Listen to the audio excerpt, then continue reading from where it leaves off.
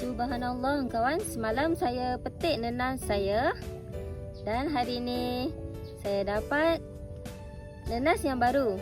Okay, ni yang pertama kawan. Tempoh hari saya letakkan pil penggalak bawah nenas tu.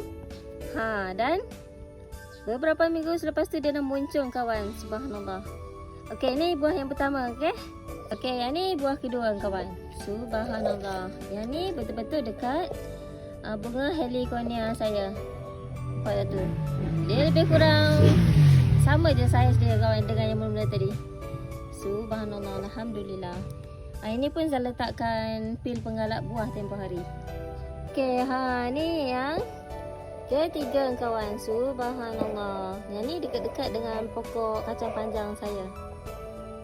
Subhanallah, alhamdulillah.